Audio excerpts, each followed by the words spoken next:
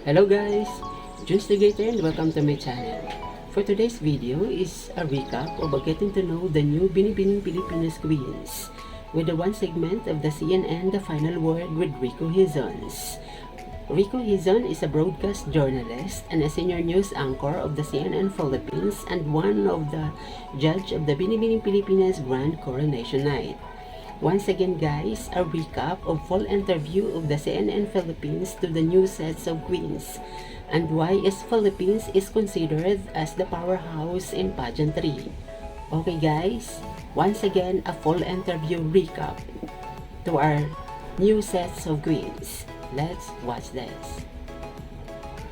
Why the Philippines is considered a powerhouse in pageantry. Tonight, I am joined by these ladies whose grace and talent I got to witness firsthand on Sunday's Binibining Pilipinas Grand Coronation Night at the Araneta Coliseum as a judge. We welcome Binibining Pilipinas International Nicole Borromeo, Binibining Pilipinas Intercontinental Gabrielle Basiano, Binibining Pilipinas Globe Chelsea Fernandez. Kulang na lang standing ovation. And Binibining Pilipinas Grand International Roberta Tamundong right here on The Final Word. Wow, ladies, Binibinis, congratulations to all of you. Thank you. Thank you so much. Wow, it's only been less than 44 hours since all of you were crowned. I was there, ringside, and it ended at 1:30 in the morning. So what has been the experience like from the end of the pageant until tonight? Let's start off with you, Nicole. My God, sir, I was on cloud nine. I couldn't even fathom what was happening. I was just standing there like, oh my God, it happened! I can't believe it happened! And then they take us aside, they bring us to the owner's circle, and even then I was still like in this state of euphoria, just complete joy. Like, I feel so honored to have brought Cebu onto this national stage. All right, yes. And what about you, Gabrielle? What is the feeling like? I'm very happy po because I've been waiting for this moment for almost more than a year.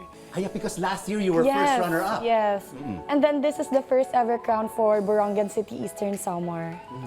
And two Visayas winners, of Yes. course. Chelsea Fernandez of Tacloban City. So what was it like? What was it like to win Nice the to crown? meet you again. Oh, I think yes. you were the one who I was asked the me one the asking question. question. I hope I made you proud. Yes, absolutely. What was the feeling like over the past 44 hours? Well, when they announced that I was the Miss Globe Philippines, I had to pinch myself because I thought that I was dreaming. And then I realized, no, Chelsea, this is the reality. It's really happening. You just won. You got the Miss Globe Philippines. And I'm excited to represent the Philippines on an international stage because this is my first time to represent Philippines. You know, I've been representing Tacloban City for how many years already on different national pageants. And oh my God, sir, I'm going to wear a Philippine sash. Absolutely, no? Internationally, what about you, Roberta? Sir, I'm super grateful to have had the Binibining Pilipinas Grand International on my head and on my sash. Where are the crowns? I don't see the crowns. Brought it. It's here. You can feel it. Yeah, I can feel it. Invisible crown. You know, after I won that crown, I've gone directly to my family and I told my mom that I hope I made you proud, and I gave her my crown just to feel it, and I gave my dad my sash because all of their hard work has been paid off and all of my successes goes directly to them. Bravo, no, to your parents, your mom and dads, and your brothers and sisters and relatives. You are here because of them. All right, Nicole, let me get back to you. I'm sure Cebu, your family are all rejoicing right now. And of course, in between the announcement of Intercontinental and International, there was sort of like a gap, and it has gone viral. You know, what was happening during that moment? What was going through your mind when you were awaiting the announcement? Well, I'm not going to pretend that I didn't feel the nerves, right? But in that moment of lifetimes, I brought myself to this state of accepting whatever the results may be. And in the end, it turned out the way I wanted it to, and I was overjoyed. And just seeing my family again, seeing my Nick Nuggets waiting for me at the hotel afterwards, which was probably around 4 in the morning, it made everything feel so incredible.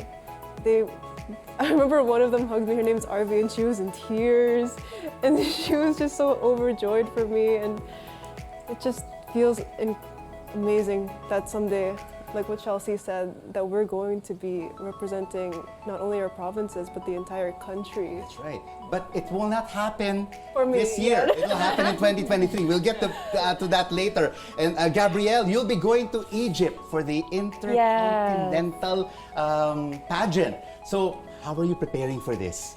Actually, I'm talking to Cindy, the reigning Miss Intercontinental, because we're going to have a mentorship. I'm going to ask her a lot of questions about the organization, about Egypt, of course, especially that I'm competing there. I need to know something about their culture.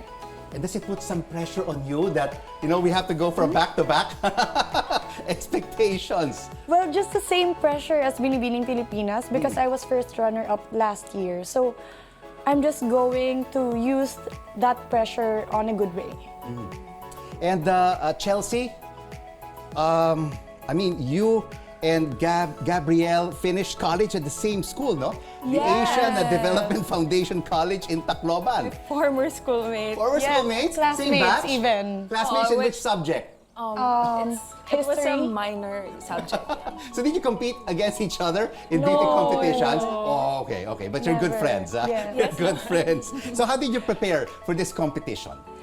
Well, of course, sir, the preparation was really hard because I wasn't really sure that I will join Binibining Pilipinas. But, the preparations were pasarela training, even makeup trainings, and of course, I really have to focus more on my communication skills or speaking skills because, we were all beautiful, equally beautiful and intelligent. And of course, at the end of the pageant, it will just determine if you're going to answer the question very well. So did you all train for this question and answer for all of these questions? No? Yes. And of course, this just doesn't happen overnight, no? It's not just over weeks. It took months, right? Yes. Before coronation night. Yeah. Roberta, you've already won the Miss Eco Teen International, no? And now you'll be representing the country for the Binibining Pilipinas for the Grand International Competition. So, what experience will you be bringing to this international competition, having won already another one, the first one?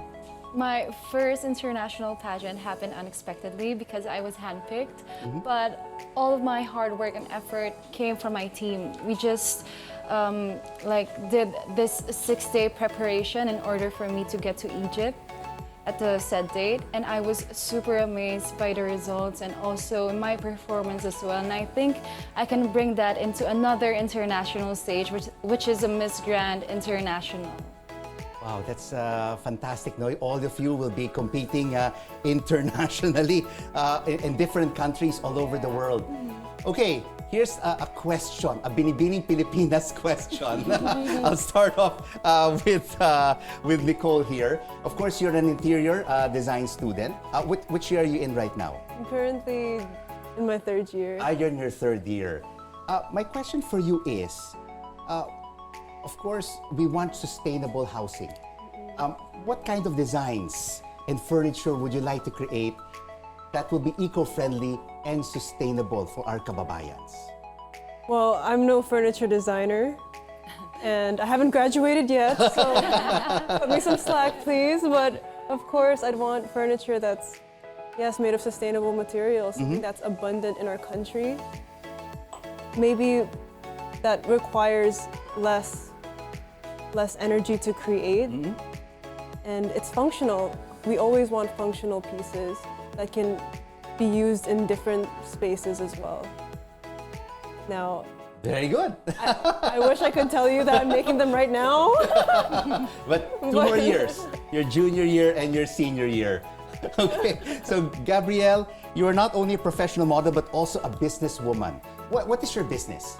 We're selling clothes po. Your clothes. What kind of clothes? Do you design your own clothes? No, not yet. Aha. But soon. And Ready of to course, wear. okay, you're selling ready to wear. You're part of the micro, small enterprises, and of course, you know, a lot of challenging times right now, particularly for the small businesses. What do you think should the government do to help small businesses like yourself during these challenging times? I think they should give more employment to the people who need it most. And aside from that, to all the people naman, I would really suggest to simplify their needs, simplify their lifestyle, and maximize their resources. So that in that way, we can help them in saving, especially in rising our economy din. And it's also very important, no, fashion sustainability. Yes, lalo na po ngayon na nakaka-experience po tayo ng inflation. Rising consumer prices. Chelsea, you majored in mass communication, and during and after the pageant, there's a lot of toxicity online. You know, everything has gone viral. How should we deal with fake news and other negative comments? Well, I believe that every one of us has our own approach when it comes to handling criticism, bullying, and fake news. However, in my case, sir, I do read comments because I believe Do you that- respond to them? Yes, because I believe that they're part of my personal development, and if there's fake news, I have to address it. So I have to reply and to correct this misinformation or this fake news. And I believe through that, you know, people would realize that they should stop making fake news or making false statements. Yeah, misinformation, no, is so Yes. prevalent right now on social media. And Roberta, you're an environmental advocate. You know, the impact of climate change Yes. are immense, from economic to public risks. What must the government do to mitigate the worst impacts of climate change to our kababayans and to our nation? You know what, sir? I am an ambassadress of waste management at the ENR, and I'm super grateful to have that position to raise awareness more on waste management and how to properly take care of our environment. And I hope all of you guys who are watching right now, sustainable living is really a must in our economy, in our community. And I hope in the future we will have a world where climate crisis isn't one of our problems here. And Nicole, one last round, your final word for all your fans and for all kababayans who are watching us right now. I know you guys are already expecting this, but thank you. Thank you for the support from the bottom of my heart. I'm just so grateful for you all. I wouldn't have been here without your support. Thank you for believing in me when I haven't even begun to realize the amount of capabilities that I have in myself. And of course, the org and everyone. Thank you so much, Nicole. Gabrielle?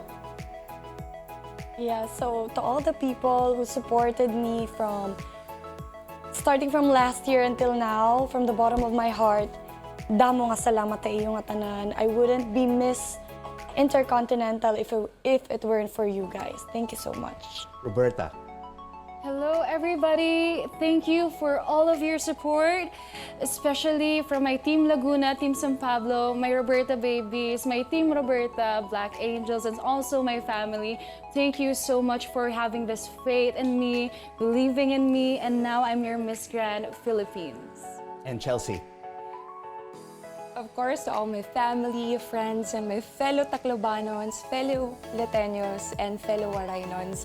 We've been waiting for this for how many years, and finally, I'm going to wear a Philippine sash, and I hope that you will continue to support me in my journey. Congratulations to all our Binibining Pilipinas 2022 winners. Thank you. Nicole Borromeo, Gabrielle Basiano, Chelsea Fernandez, and Roberta Tamundong. Another big round of applause for our Binibining winners.